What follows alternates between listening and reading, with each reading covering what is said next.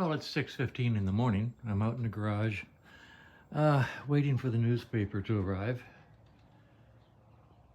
So I thought I'd go ahead and pull this primary drive out of here. The client has agreed that this is beyond fixing, so now the drive has to come out. I thought I'd get a head start today and start doing that. And then, those three little words kick in. The might as well. Once all this is out of the way, well, the sprocket is right here and the chain is right there. So I'm going to check the chain for wear and check the front sprocket for wear also. At this point, once you've got all that stuff out of the way, it's right there, and you might as well check it and see if it needs to be replaced. So that's what I'm doing, just killing time, waiting for the newspaper. Okay, well, it's 10 to 7, and my newspaper hadn't arrived yet, so I'm still out here. I've got the primary pretty well empty. I'm going to take this plate off now and get to the sprocket and take a look at it. We're sort of getting into might as well territory here. This is the main seal for the crankshaft. Shows no sign of leakage. And you say to yourself, well, I'm here. Might as well replace it. On the other hand, it looks okay. And here, this seal in the access plate looks okay. Don't know. Might as well replace it. I don't know. Well, anyway, over here, we've got the primary drive. And let me tell you, it came out hard. I've never had one. Well, it's been a long time since I've had one fight me. So, tooth and nail coming out.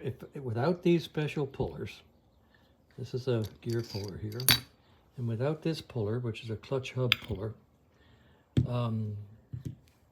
it wouldn't have happened. There's no way of getting big outside gear pullers on these things, and it would have been a beat it to death type thing, and basically destroying everything. So this is a special puller that I've highly modified. It's beefed up really thick, because in its original state it was so thin that it would bend. So I had a welder build it up. And this guy, I've got, I think, 5 different variations on this for different bikes for pulling the clutch hub. So anyway, clutch and primary drive are out. I'm going to take the access cover off now and get to the sprocket and chain. Okay, do a time check. It is 7:15. Okay, the primary is completely empty. Front sprocket is off. Chain is off. I've got the sprocket over here. I've cleaned it up some, and I'll put it on a better surface.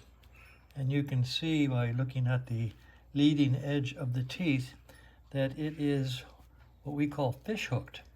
This is the pulling side, and the front edge of each of these is badly worn. I'll put a new chain on it and it'll just chew it up in no time at all.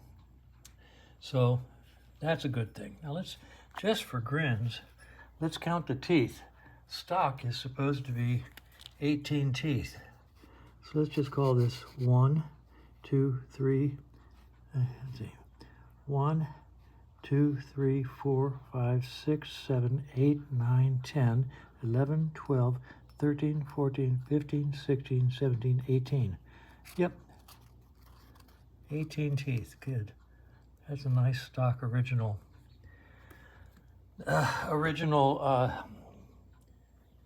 sprocket.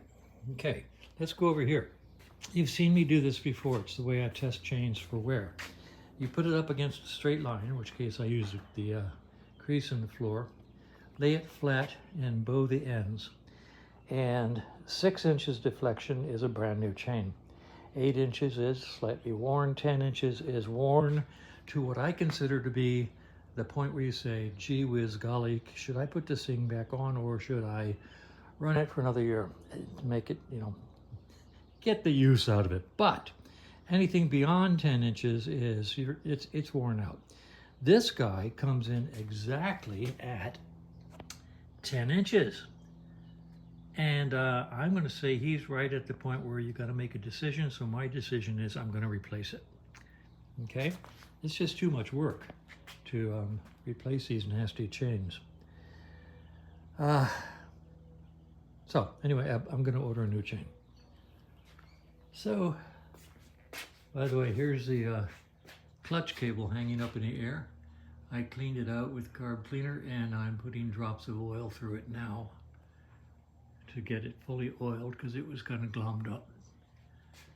And that's it for this morning. I've made my decisions.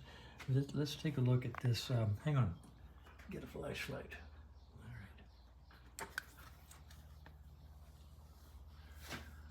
All right, there's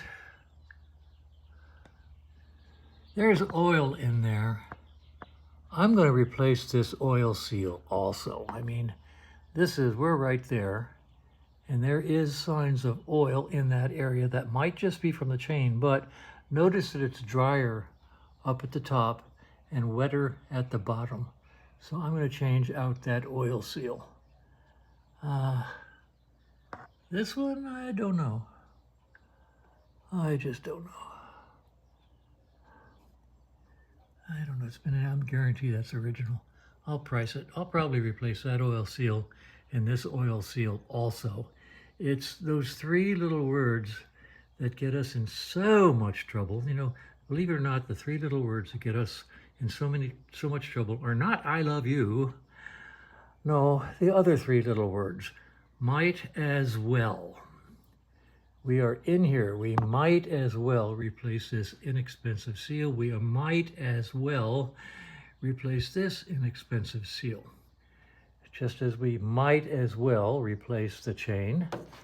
And we might as well replace this badly worn sprocket. So that's where the fun starts when you get into the realm of might as well. I'm also going to replace this nasty locking tab. And there was one over here. This guy's really mangled. Let's put him here and get a close-up. Both of these are mangled really pretty good. So I'm going to replace those also. And as we say, we'll replace this seal too. Why not? Might as well us right into the poorhouse.